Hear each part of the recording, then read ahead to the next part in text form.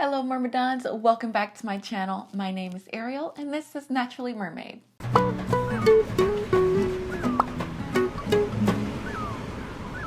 I don't know about you, but I am so excited for A Wrinkle in Time, the movie, to come out.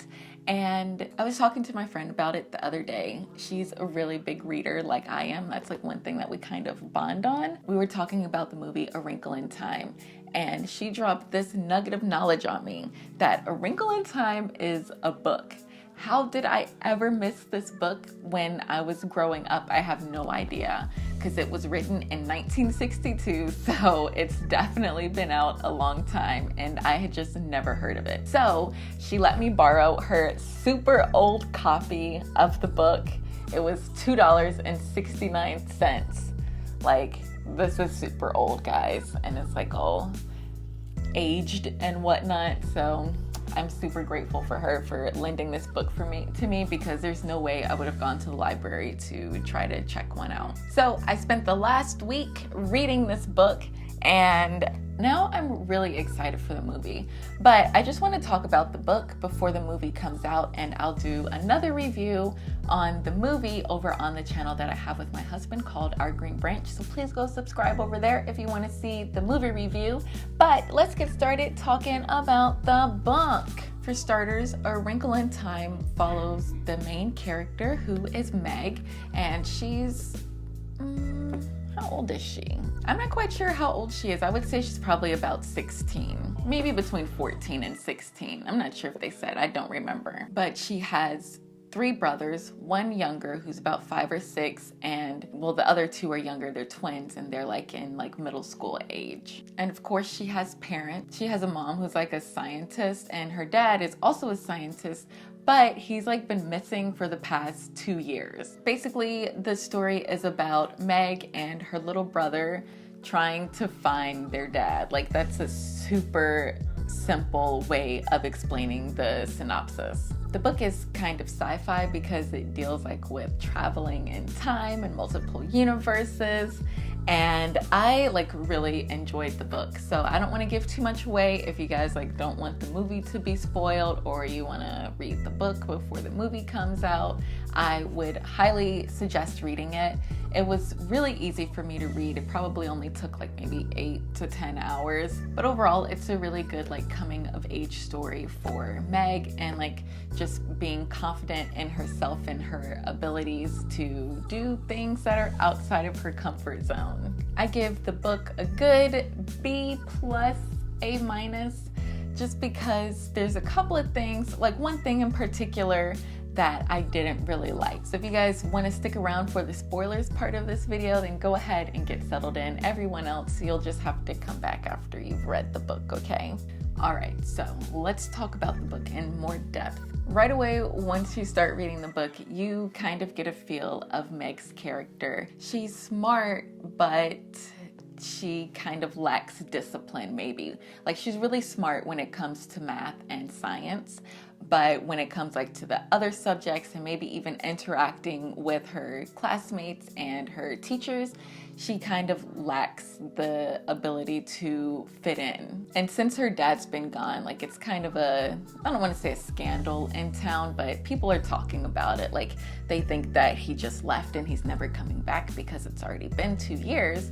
But the family knows that he's coming back. They're like, he would never leave and not come back. Like, his mom kind of knows what's going on, but she doesn't. So the mom and dad have been working on like time travel. And you find like later on in the book that the dad works for this place where they learned how to time travel, and the mom and the dad were kind of like trying to, you know, learn more about it themselves as well. But basically, the dad is stuck in outer space in like some alternate universe, and the mom doesn't really know where he is. And Meg and her little brother meet 3 women, Mrs. Who, Mrs. Which, and Mrs. Whatsit, and they're the ones who take them basically to where their father is and tell them that the universe is in danger. Now, in some ways, I feel like the story was a little bit convoluted.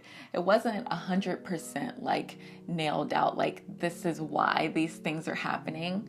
It's just like, this is what's happening and we need your help to get your dad back. Meg, her little brother Charles Wallace, and a kid from Meg's school, Calvin, all come together and meet with the three women, and they time travel into space. It happened so fast, like there was like no preparation for it. They didn't tell their mom that they were going or anything. So it just like happened all of a sudden. Like one moment they're in their backyard, the next moment they're on a completely different planet. Crazy. One of the things that I really liked about the book are the different environments that they were in. So of course they started off on Earth, but then they went to another planet and like they saw so many beautiful like things and crazy creatures. Like there were creatures on another planet that they went to that I'm really excited to see how the movie shows it. And the planet that had the central intelligence with the IT, that was like the main focus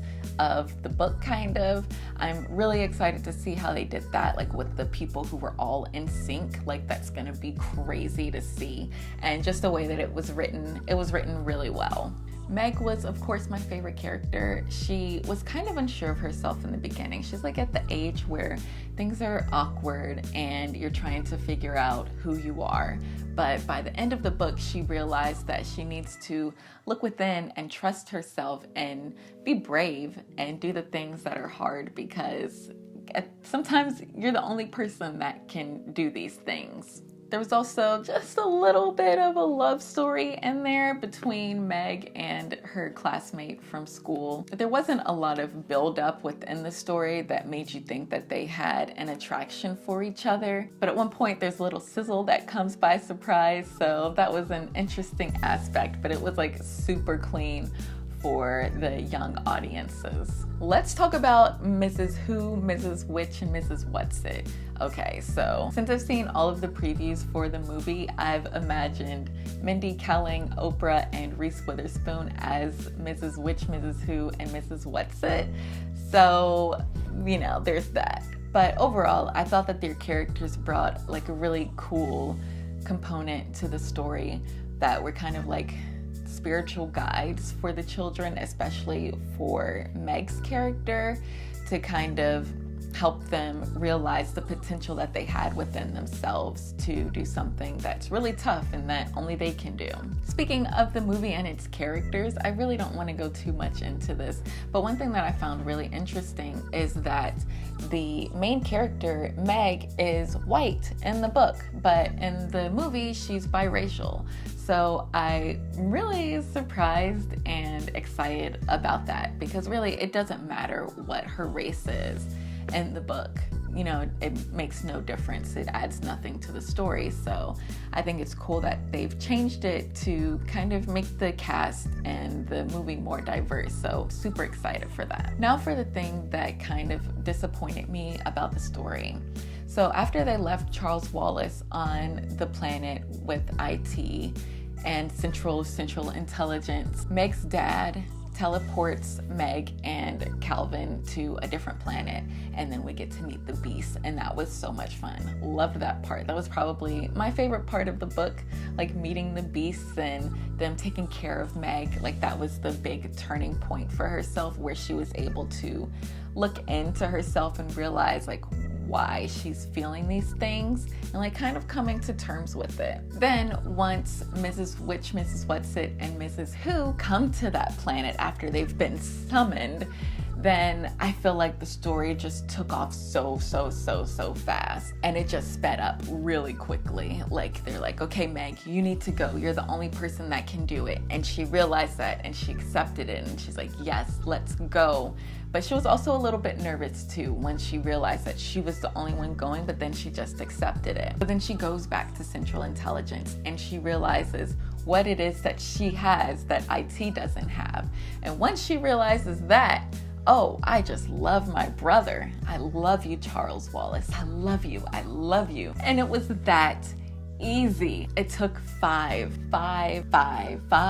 minutes for her to be like, I love you, Charles Wallace. It was so anticlimactic to me, to be honest. Just that she has love. Like, I get it. I get why it's important for her to be like, I have love this is what I have that IT doesn't have. But it was just so disappointing. I wanted there to be like a big fight scene, like it was a power struggle, but there really wasn't that much of a power struggle. And that last little part, it was so disappointing. And then after that, it was almost immediately, okay, we're back at home. Let's go. Oh, the book's over. I don't know. I just wasn't digging it. It was just too quick and so disappointing. But I know that the movie is going to change some things, so I'm really interested to see what they change and if it'll be better or worse than what was in the book. Well guys, that's my review of A Wrinkle in Time. Thank you so much for watching. If you haven't already, make sure you like this video and subscribe for more content like this and also some other interesting things that I do from time to time. Also make sure you subscribe to my channel, Our Green Branch, so you can see the movie review that I'm going to post for A Wrinkle in Time. Also, I'm curious, have you ever read the book A Wrinkle in Time? If so, leave me your comments down below about what you thought about the book and how you think the movie's gonna be compared to the book. Thanks so much for watching. I'm Ariel and I'll see you guys next time. Ciao!